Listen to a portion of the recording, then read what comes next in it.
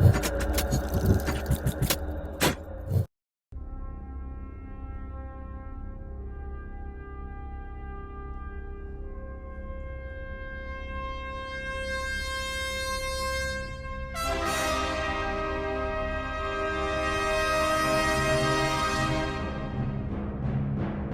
evening, everyone. Here is Bruce Newman from Bruce Newman Academy, the next level of yourself channel.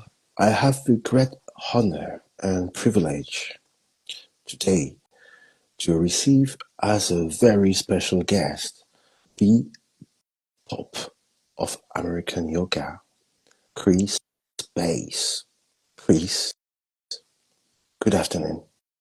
Good morning, Rain, from America in Florida. Yes. It's great to hear your voice. How are you?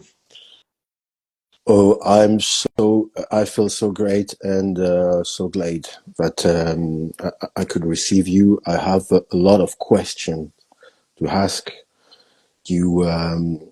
You're running the extremely famous podcast Conversation with Kris on Spotify. I guess that you're number one in the self-development niche, if I'm correct. I'm doing pretty well in my category, and definitely top 10% of podcasts worldwide, and listened to in over 21 countries. So very cool, very exciting. The listeners keep me going. They keep me coming back and talking. And I've been recording a lot of stuff lately that's coming out soon for the new podcast series that I'm doing, and it's all geared towards veterans and of course yoga. And so I'm looking forward to putting out a lot of that stuff, as well as health and wellness advice, some spirituality tips, ways that you can increase and improve your senses and understanding of how things are. It's been a lot of research, a lot of work, a lot of building, but I believe it's going to be really cool and that people are really going to like it. So I definitely enjoy having these conversations. Usually I'm on the other side, so it's nice to be the one being interviewed and by such an amazing and talented person. Certainly a great conversation. How does it make you feel, if I may ask, to be on the other side? For me, I think it's great. I never really set out to do a podcast. I never set out to have that kind of thing or achieve the level of success, I guess, some people's terms, from yoga. But I have had really interesting conversations, and I've learned a lot being an interviewer as to how to be an interviewee. And so I think it's fun. I think it's exciting, and it gives me a chance to share my story a little bit more and hopefully inspire people and hopefully change the world, but one person at a time if I can. So it's an honor to be here. I'm grateful for any opportunity I get to be on a podcast. And even though it's Saturday morning, I'm sure a lot of people are still asleep or hungover from the night before. But for those that aren't, and everybody that comes along behind it, they'll get to see it and get the chance to hear what we had to talk about, which is always exciting. Talking about story, you have a quite unusual life path. You used to be a veteran. You had this experience of conflict, and you did experience hell, and you did orientate yourself on a completely different way, and you did choose yoga as a dynamic for your life path. Um, could you tell us what did happen? Did you have an epiphany? How did it came out? Yeah, that's a great question. The truth is I was overseas. I served 3 years overseas in the Air Force, and I'm still a veteran. Veteran term for people who are out of the military but served. And I did suffer a severe traumatic brain injury, and it kind of derailed my life for a number of years. And figuring myself out psychologically as well as physically, and then learning things that you had already learned as a child, but having to relearn them. Also, with brain injuries, neck injuries, you end up with vertebrae issues and those types of things. So I started to have conversations with doctors, medical doctors, surgeons, those types of people, and they wanted to operate on my neck. They wanted to take out the discs and put me on two rubber discs and a ball bearing between it and go in through the front of my throat to do it. And I was 30 years old. And I thought to myself, this can't be the best that the world has to offer and all there is. I'm not ready to, have neck surgery. So I asked for an alternative to it. And they told me, well, if you can strengthen your core and create some mobility in your spine, you should be able to postpone the surgery for maybe 5 years. And so I went home and Googled strengthen core flexibility, and yoga came up. So I started going to yoga every day. And I committed to it for 90 days to see if it did anything. And within 3 days, I was already hooked. Within 3 weeks, I was going twice a day, 3 times a day. Couldn't get enough. And then it just kept going from there. And I was able to alleviate all medications. I was able to get my set. At one point, the VA or the doctors that work for the VA had me on 11 different medications at one time, and I found that to be absurd. That's no human being should need that many, but it was controlling a lot of different things or attempting to. And once I started finding the yoga practice and meditation, I was able to get those things out of my body and get back to a clean, healthy life. And now the medicine that I use is the medicine of the mind, and it's basically is the creator of peace. So it's given me a nice sense of tranquility, a nice sense of understanding, acceptance for things as they happen. Because ironically, just 6 months ago, I suffered in a car accident, and I suffered a second TBI, and back to the drawing board. I was in a wheelchair again, and had to work my way out of the wheelchair to a really cool walker, which really isn't really cool at all. But I'm back to a cane now, and hopefully be on my feet and rolling in no time. Just now, actually, you're my first interview that I'm releasing post the head injury, the accident, and so it's been challenging. I'm in speech therapy. I'm in cognitive therapy. I have a number of other therapies that I go to basically practice my speaking, my chewing, my breathing, because the brain does these things automatically, but you don't realize that when the brain becomes damaged that it doesn't do it automatically. You have to make yourself think. Take a breath. Okay, now I can take a bite of food. And, I have really bad neuropathy, radiculopathy in my hands, feet. Uh, and so I basically have loss of feeling. So it's just numbness and tingling. And that's never a good thing when you're walking around all day and you can't feel your hands and feet. So flipping upside down inversions brings the blood back to my head, neck, hands, arms, and gives me circulation. So it helps to keep me less numb and tingly. But yeah, the things that happened, what always say one moment in time, redesign the course of my life. Uh, but at the time I would have said for the worse, but now that I understand, I realize it was for the better, and it was a brief moment, but it's changed the course of everything. So I know there's so many other people out there that are also going through what I'm going through and similar things, and I want to be able to offer what I learned as an alternative to the surgery and the medicines. Not that that stuff is bad, because it certainly serves a place, but I think you have to find a balance with natural healing and then with medicine. So it's been quite the journey. Like 25 years now, I've been out, and so I created a not for profit that's for veterans to learn yoga. And my podcast is going to be really promoting that. I've been working really hard on getting it up and running.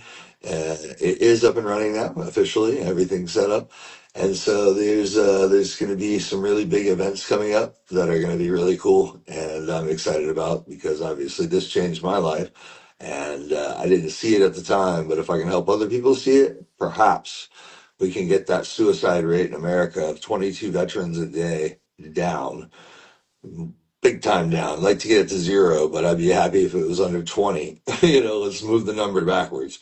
So I'm going to do everything I can. I've got, resources, and I've got people, and I've got amazing connections around the world. And I think it's going to be amazing, but it's certainly been a journey and certainly been a challenging one. But I think most people who do things in the world are going to have the most struggle.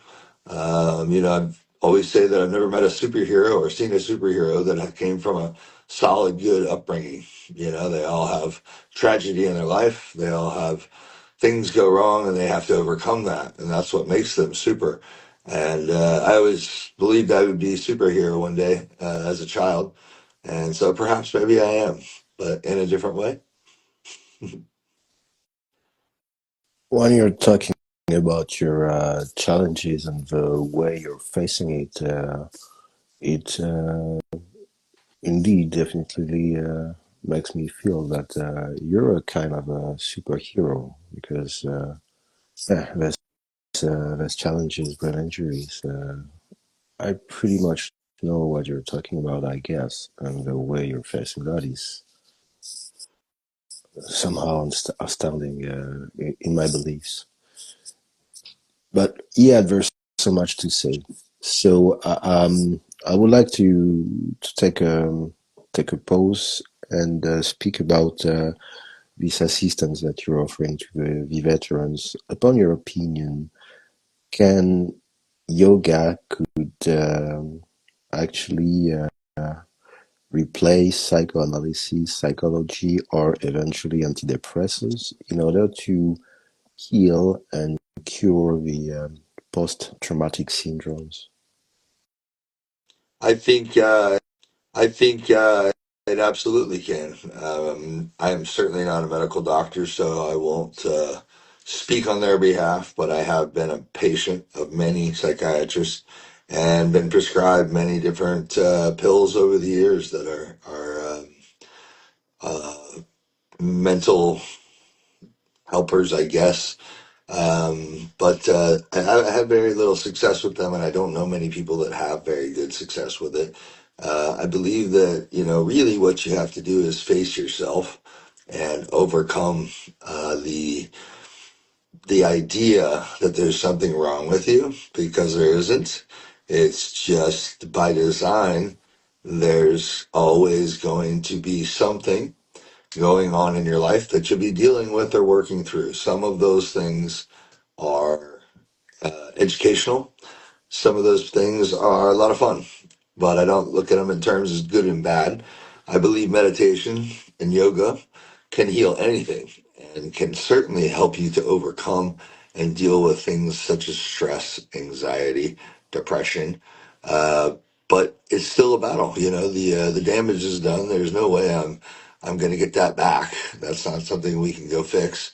So I can only make the best of it here and now, and work on myself every day and every aspect of my life. And so meditation has become the primary focus for me of what I'm doing to work on my, as I said 6 months ago when the accident happened, I had been admitted to the hospital in the stroke ward through the ER, and had some sort of a stroke of sorts, I guess. And they don't really know exactly what was going on, but it just shut my body down completely. And it was really, the brain that did it. And so I, couldn't do anything, couldn't move, couldn't for days, and spent a lot of time being evaluated there, healthy as can be physically, and then just had this knock to the head that caused me to have that experience, that also changed my life again, because it made me realize that, you know what?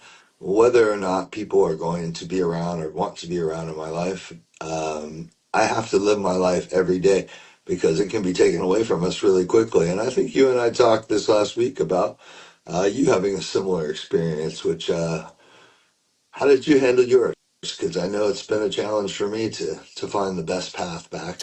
Interestingly enough, I was about asking you the same question, but as far as your opening the fire, uh, I did start those activities of self-development 3 years ago. I was working on all those realms before, but it was personal. I was never talking about that publicly or even with my friends. It was my private life. And it did appear that maybe this stroke that I had in Vienna in Austria 2 years ago um, made me come out 1 year before. I was writing a series of books which was about how to improve your cognitive functions. Understanding that there's a left brain, which is emotional, which is rational, and a right brain, which is emotional.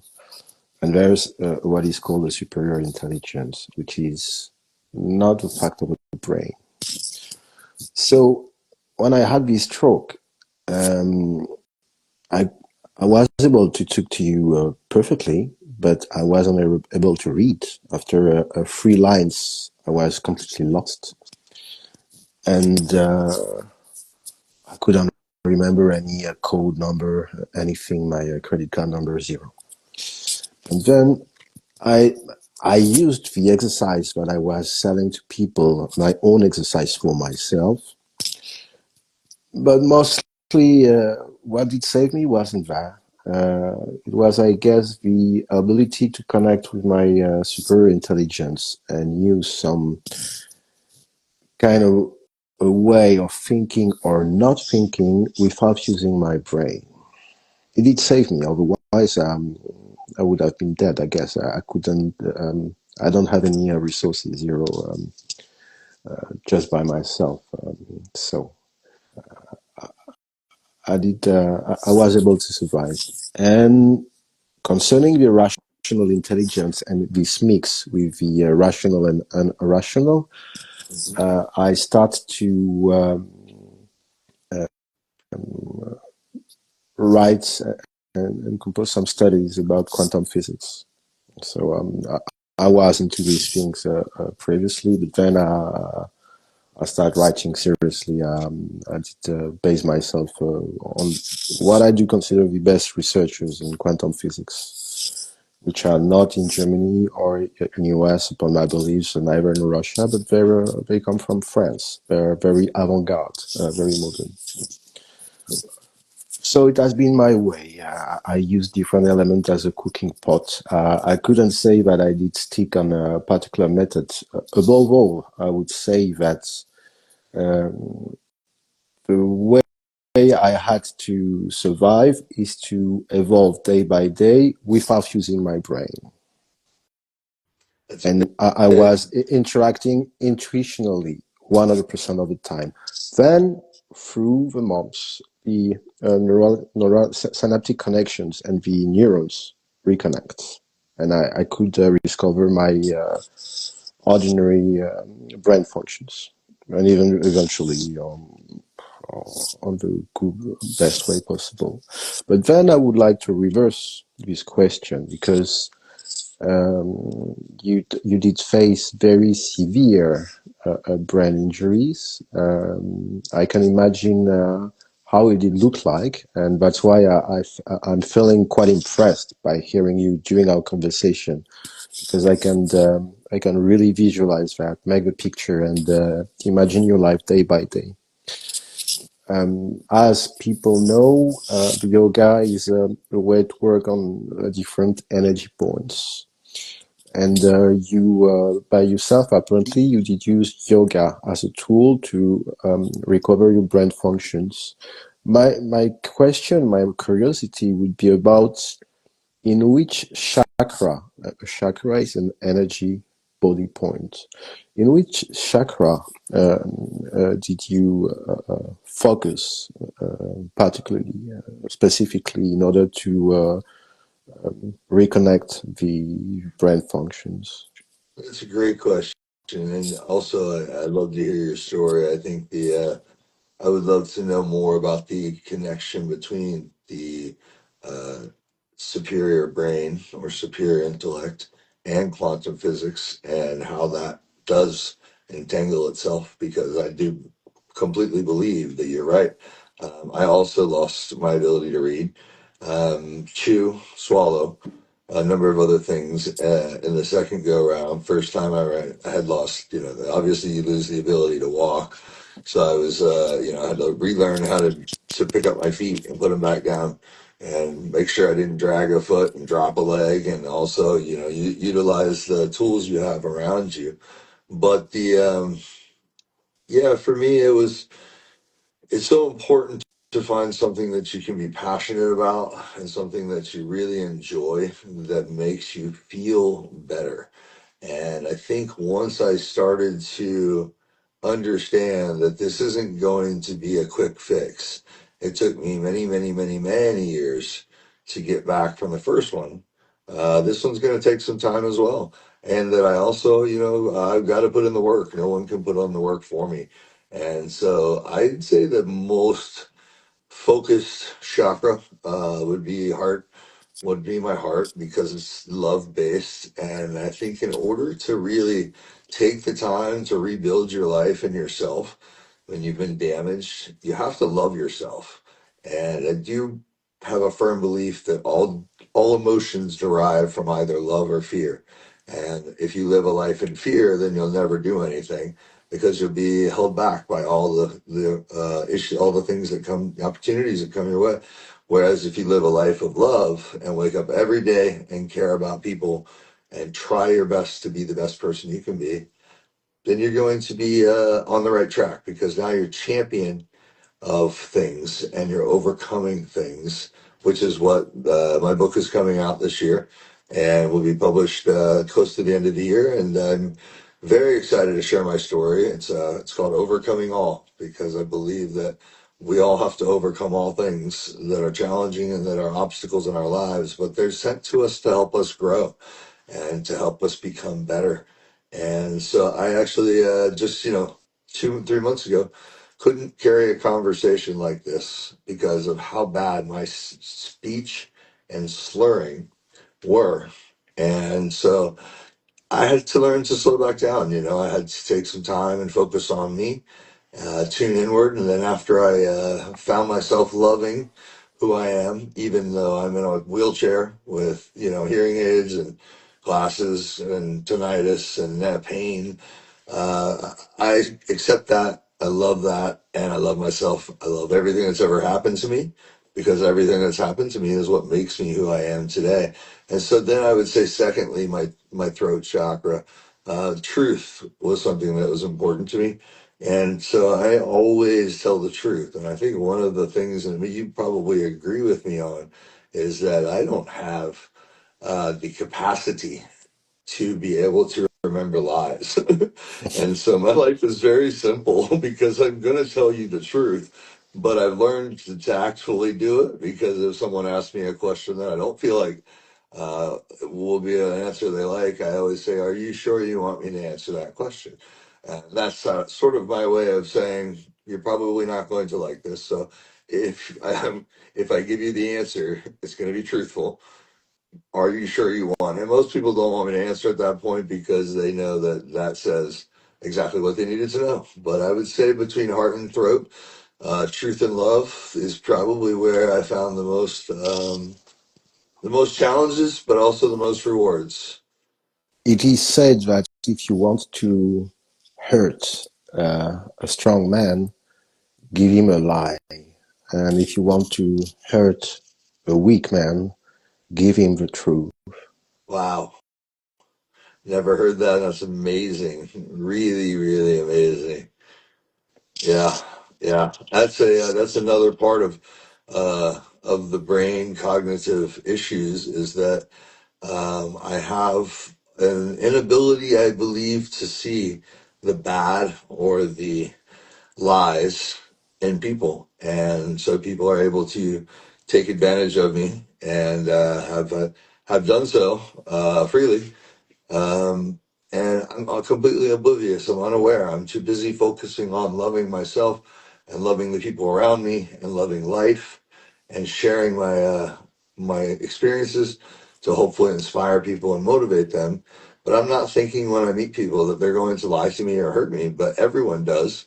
And, that's why they consider us in the United States vulnerable adults, because we are vulnerable, because our brains work effectively like an old person's brain on a good day. This some of the things, the terms that are being given to me with, but I don't necessarily accept all the diagnoses that I have, because I think we've created terms for things that are wrong with people. But early onset dementia, cognitive decline, these types of terms are all in my chart, all over the place. And so naturally you start thinking, well, okay, this every head injury subtracts 7 years off your life or something like that. It's a crazy number, because your inability to continuously grow your mind is what makes you deteriorate. And so I think that's probably where I found my supreme intelligence. Is that the term you use? For overcoming the brain and not letting the brain go back and forth and twist my life and make me into that victim of, okay, well, if this is going to be this difficult, then I'm just not going to do it.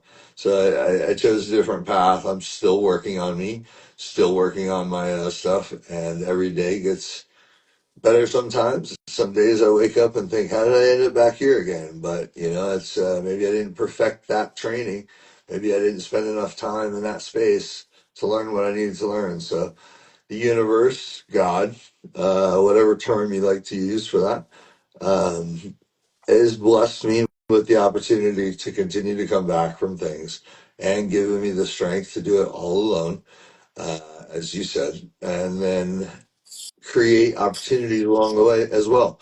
None of what I'm saying has anything to do with being a popular podcast or even popular on social media. It's just the truth and the love that I share that seems to be very contagious, and people seem to really crave it and find it. When they do, they certainly take advantage of it, but also it could change their life. You sometimes don't realize the impact you have until much later on. And I have some good close friends that years ago did me wrong, that because I forgave them and gave them another chance and had compassion for them, called me years later and said, Kris, I just want to let you know that you changed my life, and I hadn't stopped thinking about the things you said since you said them, and it took me a long time to overcome myself, but I'm back. I'm amazing. I'm doing the best I've ever been doing. I'm so proud. I'm proud to know you. I'm proud to have you as a friend, and that's how I feel about you now, as somebody that I can talk to and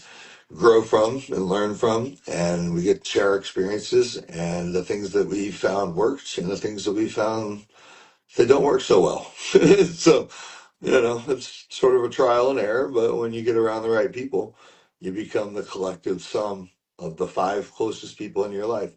So I'm always looking for the five best people I can find.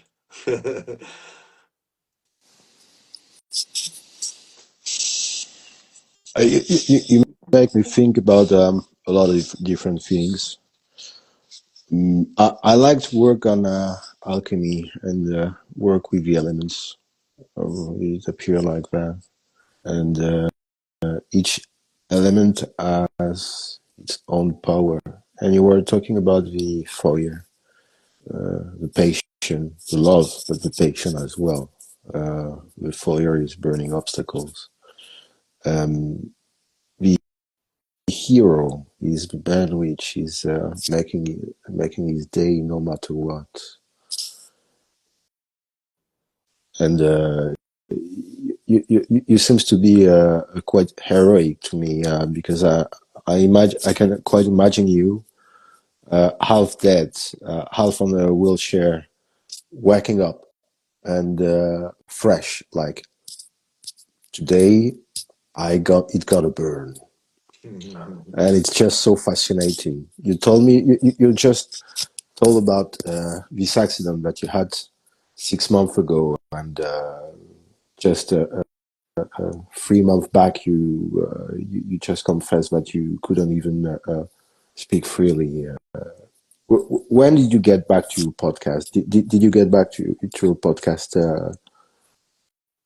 So race after this accident? I mean, yes, I've been recording shows, but I've had to practice a number of techniques for keeping myself on point and also editing because I'll be honest, most of my podcasts didn't require any editing. I was always fairly articulate and well spoken, so they could just easily I could just post them pretty much, adding the footer and the header and that kind of stuff.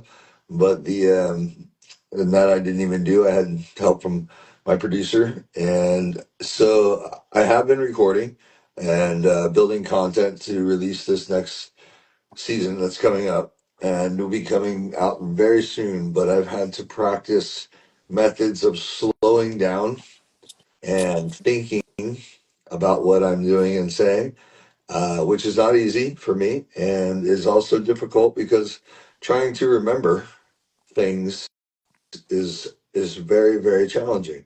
And so as I'm talking with people and interviewing them, but also worried about my speech, becomes a tricky balance. And so I've been, yes, there has been recordings, and I have a whole new series coming out, as well as some big projects that I'm working on. But I really kind of had to go back inside myself again and spend some time with me, and interviewed people that I find to be very intriguing and interesting. And so, for example, I interviewed someone from a place that's called Sky Cave Retreats, and it's an amazing place where you can go and stay in a completely dark cave, effectively, and you live in that darkness for days and days at a time with no light, no vision, blacked out. And then these people come out of this cave, out of this darkness, and are seeing the light in the world after 3 days of not seeing anything. And I can only imagine what kind of experience that would be, because I've been in that darkness, in that cave, for long periods of time, just in a metaphoric way, because of headaches and because of light sensitivity and that kind of thing. But, I also see the world and appreciate it more because every day that I get a chance to live is a day in the light and not in the dark. And that's a gift to me, and one that I will not waste. And I will continue to produce more and more content. It's going to actually get better as I gain confidence and the ability to speak easily again, hopefully.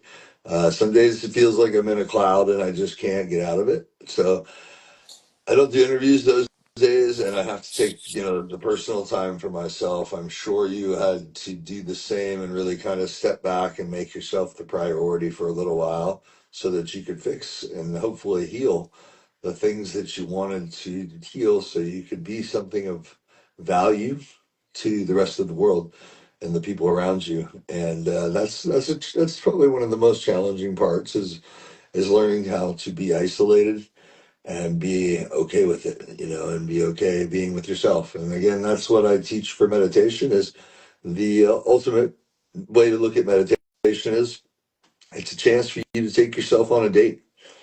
And then I ask people all the time, how many of you would go on a second date with yourself?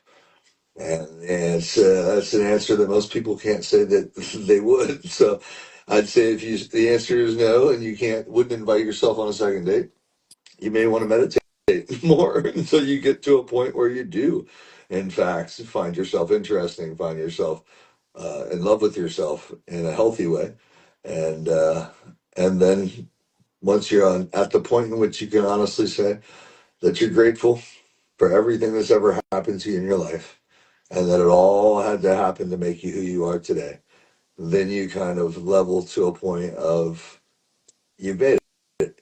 you won't go back. Now you're officially on the side of love, and that's a powerful place to be. And I think that we could use meditation, yoga, the other tools that are available, such as the things that you're doing, the book that you've written, books, I guess.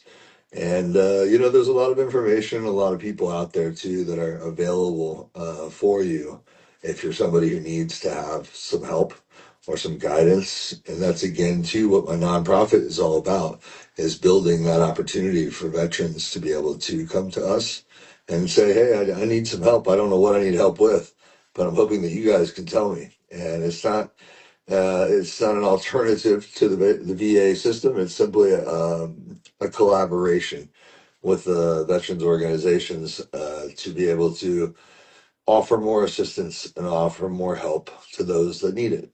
And obviously, my passion is veterans, but I'll help anybody that needs it. If they ask, I'm the first person to help. And no questions asked, no matter what it is you need. I'm there for people always. And, it can be a lonely walk sometimes, but it's one that I'm grateful for, and that makes me very happy because happy people are grateful people.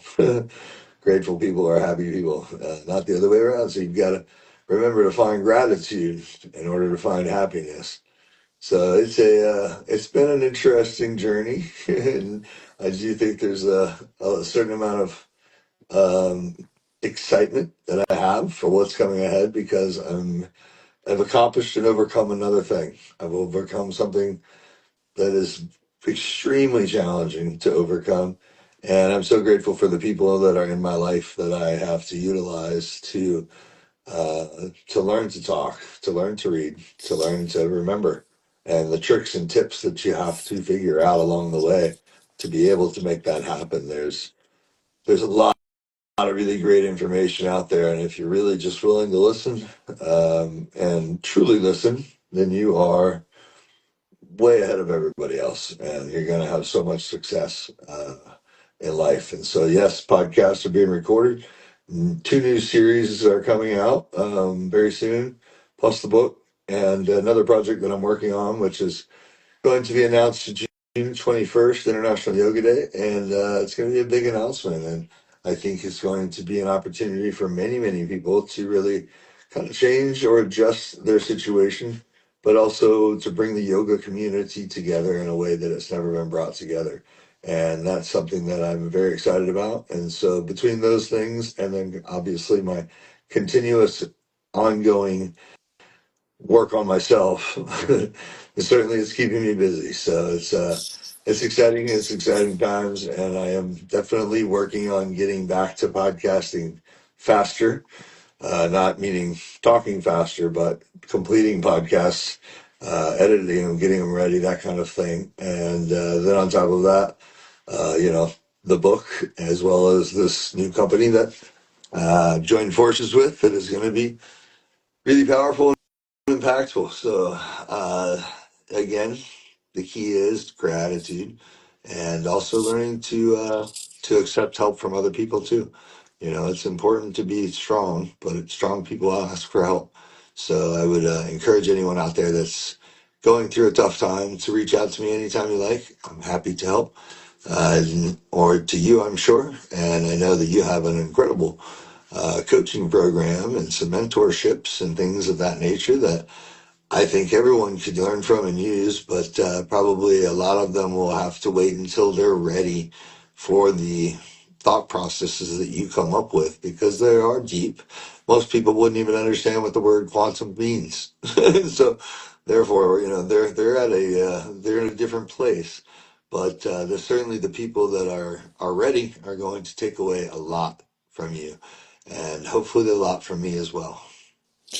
Your your podcast conversation with Kris, which could be reached on Spotify, is a hit, and you are providing personalized coaching to people as well. You have this assistance with veterans, but may I ask which kind of people are reaching you, and which kind of issues are they trying to deal with? Do you have some surprising cases sometimes? I would say yes. Unexpected issues to Yes, treat? absolutely. I would say life is a series of unexpected issues, and all of us go through them. But podcasting is certainly one where, as you know, as you're having your own podcast, it's not always easy to have conversations with people, especially that you've never met and that you may not know much about what the life they live or what they do. But I think that that's where learning who you are and understanding yourself on the deepest possible level gives you the ability to have compassion and empathy for all people, and then utilizing the things that do work well in my brain to help them along through the podcast. I have had some amazing guests. I don't want I can't mention to you by name who is my favorite guest or who's been my favorite interview, because they've all had an impact on me. They've all been somebody that I've learned from. And I have found that most people that I wouldn't expect to be interesting or someone that's able to educate or teach me anything, um, through their stories has actually taught me far more than I would have ever thought. And, never judge a book by its cover. I look like a fully tattooed, bald guy, tattoos and muscles, and really what I am is a broken human being that is working every day to try and inspire and motivate others, because that makes me feel less broken. And that's the simplest terms that I can put it in. But I'm the kindest, most truthful, loving It's people. interesting because the way I'm perceiving you personally is that you're completely invincible, and as far as you're totally respecting your vulnerability, and you're not scared. I cannot sense that you're scared by anything. It is said that in any situation, death is always an excellent option. You can feel it when someone is like extremely sensitive and yet not scared by death. It gives a flavor of a person which is eye tuned. It does inspire not just respect. It's simply inspiring, because I guess that it's uh, this purpose is for all that we can reach this state.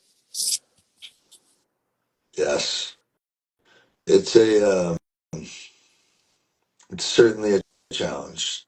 It's certainly a challenge, and one that I embrace every day. I don't believe that I can live in love and fear, because I believe that they are contradictory to each other, opposites. And so if I'm living in fear, I can't say that I also love living in love, because they are not possible to be in both. So if you're the type of person who makes your decisions uh, based on fear, and in any aspect of life, then everything you make decision wise is going to lead to different emotional things, derivatives, feelings, but they're all going to be the same path. The path is destruction.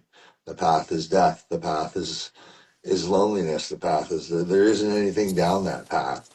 The road that's more difficult is to live your life in love and to not fear anything, because God certainly has a reason for me to be here. Otherwise, I would not have survived, nor overcome the things that I've overcome. And with that comes a lot of confidence in myself, as well as in our Creator, and understanding that there is a superior intelligence that I believe a lot of times when I have conversations with people, most of which I won't remember afterwards, which is a lot of the reason why I record them, because I don't know what I said during the conversation. It just sort of happens and comes through me. And so you are correct. I don't have fear. I don't live in fear. I won't live in fear, and I will always choose love. And it's a continuous choice. You know, you have to make that decision each and every day on whether or not you're going to be a champion or a victim, and it's up to you. But a million times a day, I have to ask myself, who are you? Are you going to give up? No? Okay. Keep going. And that's sort of like the little conversation I have in my head about 100,000 times an hour. And certainly question it often. Even more than just a loving person, you obviously seems to be more than passionate. And I have this intuition that you are a lot into forgiveness, forgiving people, which is such a hot aspect of the let it go. But is it the case, or are you sometimes revengeful? Which kind of comments would you like to share about that? No, I don't. I do. I truly forgive people. I understand that I've made many mistakes in my life. And had there not been someone at the time or some people at the time who forgave me and allowed me an opportunity to be um, seen and heard again, uh, has inspired me to realize that that can be the most effective way to change someone's life. And so I really work every day on simply finding ways to forgive and let things go, move past them, and not live in that. Because ultimately, if you hang on to anger or frustration or any of those types of things, you're tearing yourself apart. And there's not anybody doing anything to you. You're just waking up with this overabundant burden of hate and of anger and frustration or plotting revenge. But, you know, we only have so many hours on this earth, and I value this time. So, to me, first of all, our friendship will last 50 years. Now, if you make a mistake, that I write you off and just no longer we're friends because you made a mistake, then I could possibly miss out on that 50-year friendship. And over 50 years, if one mistake was made and all I had to do is forgive it to keep that relationship alive, then that makes a lot more sense to me than just getting rid of people or discarding them because they're not what you think they should be. And that's what it really boils down to is, are you willing to love someone in spite of their mistakes, in spite of their lies, in spite of their deceit, and I've learned that yes, I am. I'm able to do so. And so I have no problem forgiving people. Again, brain damage helps because it's, I don't hold on to that stuff. I don't have the capacity to keep all that inside. So I try to make sure it just stays away. Every day on my meditation, I evaluate the day before and I ask myself, can I be a better version of myself today? Is there anything that I did yesterday I could have done better?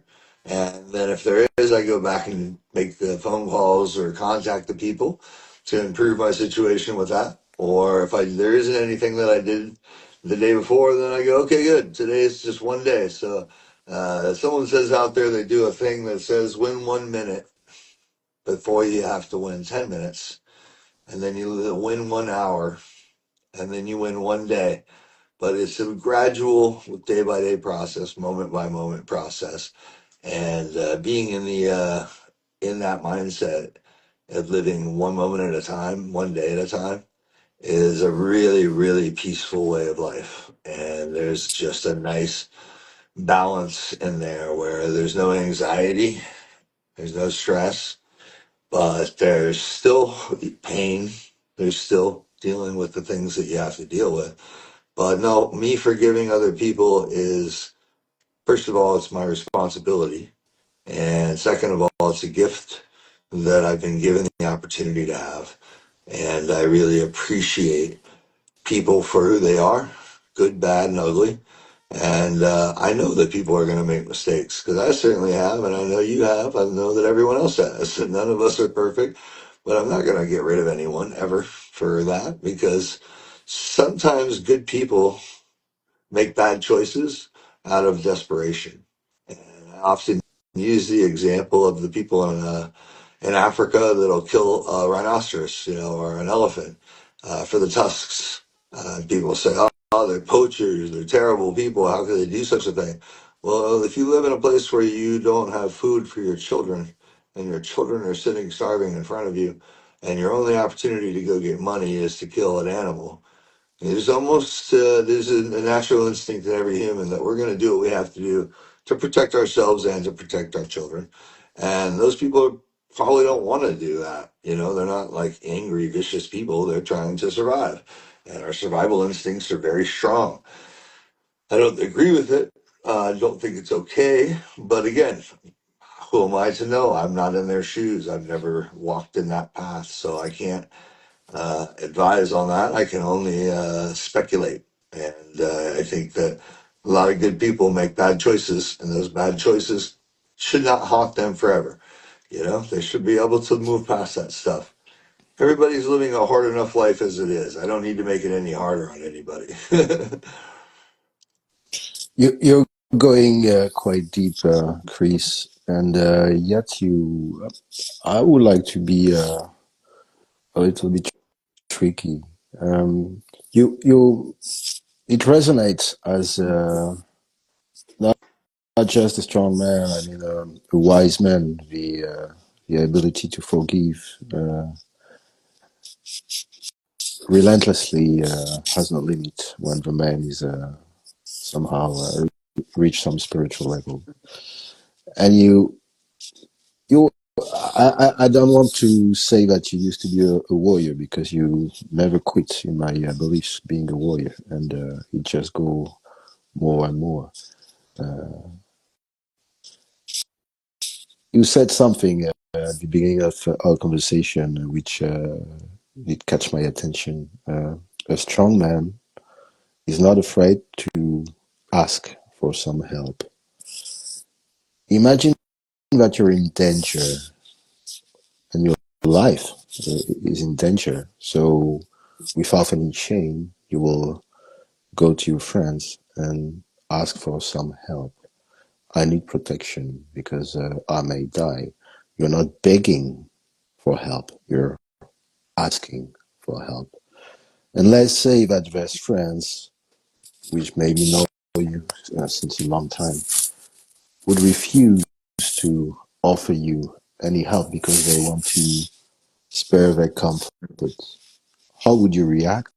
And would you forgive, even in this kind of situations which are maybe miserable? I don't know. Who am I to judge? We are just students of life. So your opinion is would be quite interesting for me, because you're a man of experience. And why I'm saying that, when I did send you a message, your profile did catch my attention, because I know this self-development realm, all these people, yoga, wisdom, and so forth. But they have no experience. They don't know what is tough life, and they talk about spirituality as it was a matter of comfort. In your case, I saw, okay, here is a veteran. You know what hell is about, and you choose a spiritual path. But there is a background, there is something, a texture. So concerning the forgiveness and the strong man, which is asking for some help, what you would be your in this situation? What would you be your opinion about that? Your life is in danger. You're asking for some help to some friends that you know since such a long time, and they refuse to protect you in order to spare their comfort. Would you forgive or not? How would you feel? Yes, that's a very tricky question. Hmm. I've It already is. forgiven, and I've already forgiven those people, and it's happening to me right now. And it has been happening to me for a long time, where people have chosen to disagree with the way that I live my life and the way that I go about things, not understanding or trying to understand. Um, and there's a saying by Walt Whitman, which was in Ted Lasso, be curious, not judgmental. And I think that if you take that approach with people, then you're more interested in learning about them as opposed to judging them or shutting them out or pushing them away. And as a strong man, if you really want to say you're strong, then you have to be vulnerable and have to allow yourself to be hurt, because the strongest people are the ones that can take the most amount of pain. And pain is something of a motivator, as you know, and can put you in a really bad headspace at times. And that's something that you just have to set aside and realize that it's not all about me. And even on the days where I'm the most in pain, I still forgive the people that are hurting me and that are not understanding me, because people can only really understand at their level of perspective. So there's many people out there that are living very simple lives that cannot even imagine a conversation with someone who's talking about quantum physics and spirituality. And so those people probably aren't going to benefit much from your coaching until they're ready. And the only way to get ready is to be truthful with yourself and forgive people and understand that you have to ask for help. Coach and a mentor is probably the most valuable thing you can have in this world. And I certainly have mine, and I certainly am that for other people, and I know you are. And that's a powerful, powerful place to be, especially when your message is love and forgiveness, kindness and compassion, and being grateful for everything that's ever happened to you, including the stuff that's happening right now that you don't want to deal with, that is destroying your peace. But at the same time, I'm grateful for it because it's challenging me. It's creating an opportunity for me to see if I can get over this one and forgive this situation. And there's a lot of that going on, but I certainly, I'm being fed my fair share of people who have turned their back or done things to hurt me. And, that's okay. I mean, I still love them. I still forgive them. I understand that they don't know all the details of what they are making that judgment call on. But that's something I would encourage people to remember. Walt Whitman said, be curious, not judgmental. And if you are curious, you will stop judging people, because who are you to judge?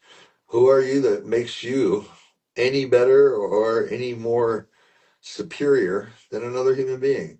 So judging people is probably the lowest form of intelligence that we offer and have the opportunity to live. So if you live a judgmental life and you walk around judging people, in my opinion, you're at the bottom of the food chain, and you're not very valuable to our society, because we need a lot less of judgment and a lot more curiosity. But that doesn't mean that I don't love you. It doesn't mean that I'm not here for you. And it doesn't mean that I'm not going to forgive you. I expect for people to mess up. That's just the nature of humanity, right? We make mistakes. How you handle yourself after that is what determines who you are as a person. And, not everybody wants to be a good person. There are a lot of people out there that are just dead set on being evil. And I think we're seeing a lot of that in a lot of the countries in the world right now, between their cultures and just, people don't understand that every race, every ethnicity, every culture has bad people. There's always, one bad apple in the batch. But if you keep the apple away from the other fruit, then it won't rot the other fruit. So it's sort of like we've got to get ourselves back together and stop judging each other and start being more curious about each other. Unity is what I seek. And in order for us to have unity, we have to have forgiveness. And so I think, yes, as a strong man, if you think you're strong, I know for sure that every strong man I know, uh, has a mentor, has a coach, has someone they talk to, and stays in touch with all the time and asks for help. But make sure you ask the right people, because if they're not someone that you would ever ask advice from, you probably shouldn't care about their opinion either. And that's something that, is a very important statement to me. I don't get offended by posts or negative comments. I don't even react to them because I have no place for those bottom feeders of the world. And so I just simply delete it and move on with life. It's like nothing, but some people will get into long, heated battles with somebody they don't even know, nor would they ever go to for advice. So why is their opinion so important to you? So I think there comes a strength from that, from learning how to ask for help and also how to be curious and not judgmental. I would be inclined to say that from your mouth, these kind of words are compelling as far as you're talking from experience, and this kind of forgiveness is a challenge as well. A last thing that I would like to evoke, because you're fighting to make yoga recognized officially, internationally, and you're fighting to see yoga get respected, which is, even if yoga is popular, it's still so for some, maybe some important people, considered somehow as a threat as far as yoga is undoubtedly and leading to spirituality. And a spiritual person is a person which cannot be controlled. So some are trying to associate yoga with a kind of cult, which gonna lock you, and which is could be a threat or a danger for your mind. You're you told me that you're trying to make it official in the Olympics and especially the Paralympics. How how uh, how it looks like? Is it another impossible challenge that you are gonna overcome as well? How do you feel about that? Yeah, so without giving away too much, it's as an experienced human being who has traveled to more than 40 countries. I've had the luxury and the opportunity to see a lot of cultures and to live in a lot of cultures and be around a lot of amazing people around the world. And I realized that after all of my travels, that there's so many people across the whole world going through similar struggles as I am, and even worse. The mindset of that I'm a victim of what happened to me is always going to destroy your dreams and your hopes.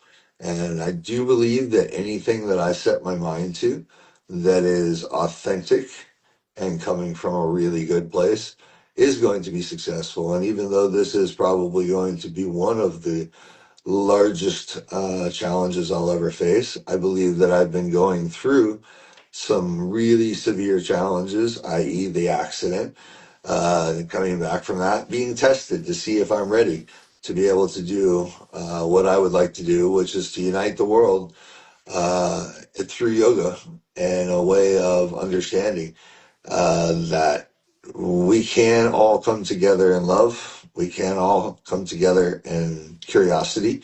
We can all come together and build a global community. And what better global community than the United States or than the Olympics is there to seek, the unity of the world.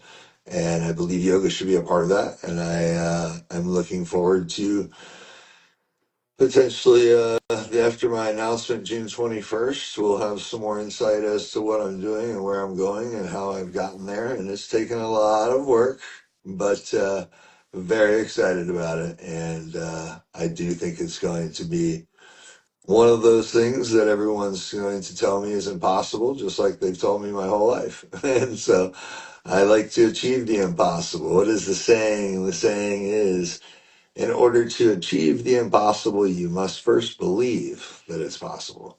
And as you said, I don't have the fear that most people carry around. And so, therefore, I'm not afraid to believe in the impossible. And that makes it possible. So, It's going to be very exciting. I have no doubt we will have conversations about all of it coming up, and there'll be a lot of announcements coming out soon. A lot more of my public stuff will be put out, and I know I've been stashed away for a while as far as hiding myself on social media, not doing my regular posts, that kind of thing.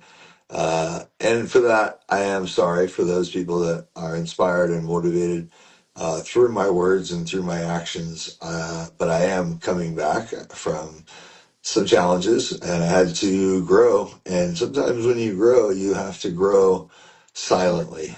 And I think that's a really important factor is to just go within yourself instead of looking around. Get away from all the distractions, get away from anything and everything that could be considered unhealthy for you, and find yourself spending time alone with yourself until you feel that you are now capable and ready to face any challenges that are coming. And yes, you're right. It's going to not make people happy. Some people with influence and power will be resistant because free thinkers are the most dangerous people on earth. We don't want free thinkers. We want people who will wait in line and sit at the desk and go back home. Follow the rules. Follow what we want you to do. And anyone who's willing to question that is going to be considered a threat. Um, that's where my belief in myself and my belief in God and my belief in that what I'm doing is right is certainly outweighing all that potential fear of what could come from these efforts that I'm putting in now. So, am I aware? Yes. Do I recognize? Yes. But I've also watched a lot of people go through some really crazy challenges lately in the political world, who have stood their ground for good and they have overcome evil. And those people would have, that they were told the same thing. That's impossible. That's never going to happen. So I've been inspired by those people as well. And so, there's stories like yours that encourage me to realize, you know what?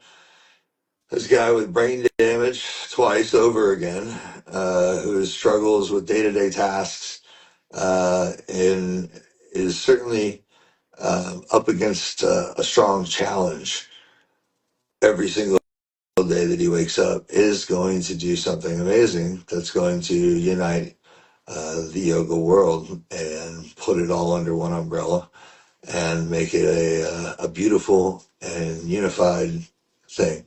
And so I hope everyone else is as excited about the opportunity as I am. Stay tuned because there'll be a lot of upcoming announcements for it. June 21st is the big announcement, International Yoga Day. And so we're very excited about what we're doing, and it's not just me doing it. There's certainly a nice team of us, and we have all been filling our roles and working each day, and it's just going to be amazing. So I'm very, very excited, and I guess you could say the excitement far outweighs the fear. So that's kind of where I stay focused. I have you to confess, Kris, that you're absolutely amazing. It's almost make me cry. You're nourishing a genuine and authentic love for mankind and humanity. Um, I wish that we can reach your level. Um, it's maybe the future of mankind to grow and reach this level of maturity. Um, let's hope for the best. I could not recommend enough to you people to immediately and frenetically reach the wonderful podcast of Sir Kristopher Pace, Conversation with Kris, as soon as possible. You are honoring me for his presence, Kris, and you are welcome in this podcast anytime you want to promote anything you like. I would be honored. That is the kindest thing and the most honoring thing that anyone can say. The idea is something that I am not for. I believe you were meant to be to have the first conversation with about what I've been going through, and I'm excited to come back for sure because there's no doubt that you have a gift and a natural talent for asking people the right questions to get the right responses. And as you said, reach out. My Conversations with Kris podcast is on every major platform. Go check it out. First season is all just information about me. Keep an eye out, June 21st at your calendars. Make sure you're tuned in to my podcast as well as my live, because I'll be doing a big announcement that day. And if you need anything, if anyone needs anything, reach out. I'm here. I'll offer whatever assistance and help that I can from wherever I am. And it may take me a couple days because there's a lot going on, but I will respond because that's the most important thing to me is just being there for people, but also building something of a legacy that hopefully one day will be make the world a little bit better. And I think if we all focus on that, then we're in a good shape. And I want to tell you, thank you so much for the invite, for the conversation, this one and the past conversation. And I'm overwhelmed with excitement for the future of our relationship and of the conversations we're going to have. So I have no doubt that this was divine, and I thank you for being open and open-minded to hear my story and share it with your people. Really appreciate you. Thank you, Kris.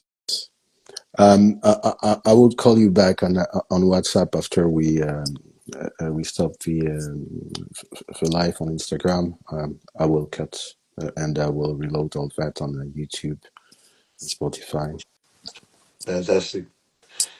I know So, you got a lot of people out there. Hopefully, they can relate to some of the things that we've talked about like and some of the. during all the live, I have like a lot of comments which are scrolling, but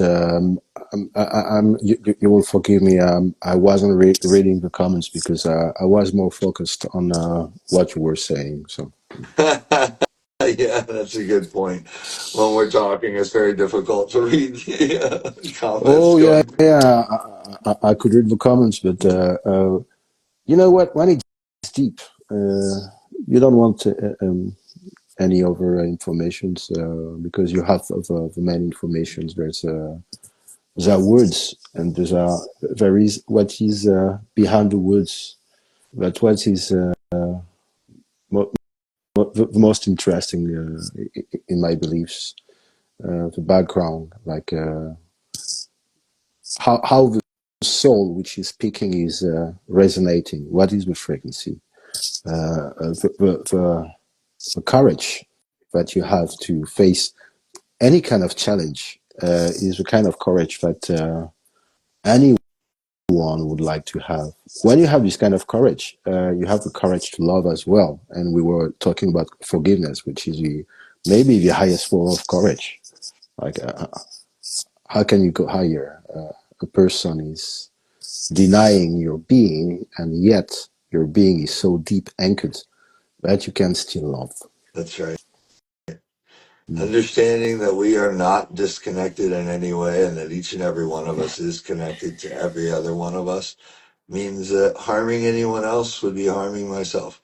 And I don't believe in that as a method of life. I believe in that as a destruction of life. And so the more that you do harm to other people, and I think this is what the teachers that have gone before us say, karma, that kind of thing. But yeah, it's it's definitely the hardest and most challenging thing to do on the entire earth is to forgive another person for something they may have done to you. So, well, maybe we'll have a whole podcast on that. That'll be amazing. Of course. Thank you so much, Al. I guess that you would be better to talk about this kind of topics than I could be because I don't know. Love appears to me as a complicated topic in the way that uh,